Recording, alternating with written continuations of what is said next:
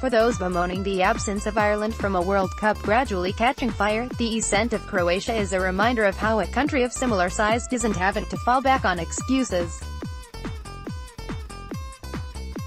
Indeed, the popular riposte that failure must be tempered by our low population is crushed by the fact Croatia, at 4.17 meters, has just 600,000 more inhabitants.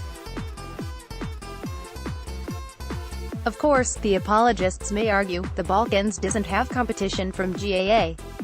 Yet, handball and basketball are prominent enough alternative codes to vie for the hearts and minds of the sporting public. It's not merely that the Croats are making their fourth appearance in 5 tournaments, rather they have steadily climbed to within the top 20 ranking since their golden generation claimed the bronze medal at the 1998 showpiece. Instead of veering backwards, as Ireland have following their last qualification in 2002, Croatia used success as a springboard for stability. 4 successive European Championship appearances underline their consistency. Those results stem from quality of personnel. That the last 5 Champions League finals have featured a Croat in the starting lineup demonstrates how highly their players are regarded, not just Luka Modric's 3 in a row of appearances for Real Madrid but also Ivan Rakitic Barcelona, Mario Mandzukic Juventus, and Dejan Lovren Liverpool.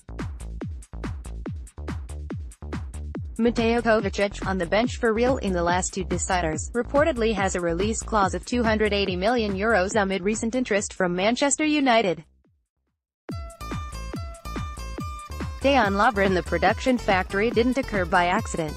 Croatia's record of exporting talent is illustrated by the annual presence of Dinamo Zagreb and Hajduk Split amongst the top 10 clubs supplying players to the highest level.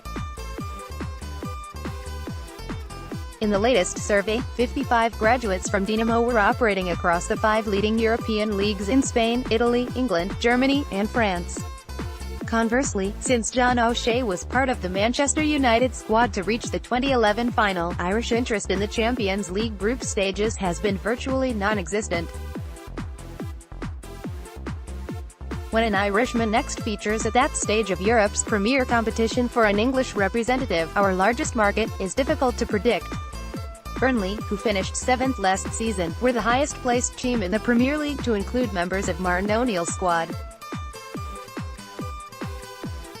Replicating the standard-bearer of the medium-sized nations in Croatia is a stretch, but the FAI's attempts to even begin bridging the gap have provoked debate. Their player development plan, unfurled by high-performance director Ruud Doctor in 2016, centers on 2 prime planks, transferring the role of nurturing elite underage talent from schoolboy clubs exclusively to League of Ireland outfits and switching our season to summer soccer. With unnecessary haste, the first part of the charter has entailed national leagues expanding to U15 level, added to by an U13 equivalent from next March. This despite nothing being in place after the U19 installment, creating a vacuum for dropouts from the system. Perhaps the association were better served introducing U21 or U23 tiers first. They are, instead, prioritizing the overhaul of a sector further down the food chain that only requiring tweaks. The consequences were evident lately at the famed Kennedy Cup and U14 tournament, which John O'Shea cited as the catalyst for his international career. John O'Shea celebrates v Germany in October 2014 every year. The best gems represent their 32 leagues in a week-long football festival, watched by an array of scouts for domestic and UK clubs. Only this time the best against the best principle didn't apply. A sprinkling of players, recruited by League of Ireland clubs, are no longer part of the schoolboy league sphere and didn't participate. It will mean home-based players in next season's Ireland U15 squad won't have savoured the Kennedy Cup experience like O'Shea, Damien Duff, and Robbie Brady.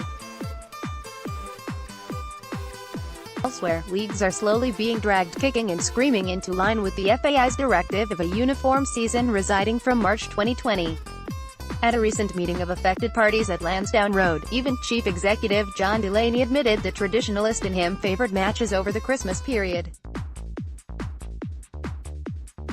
The new schedule, activated across the Dublin leagues this year, sees Kids this week taking a 9-week mid-season break after just 9 weekends of matches. World Cup fever, Irish style, would be alien to the Croatians.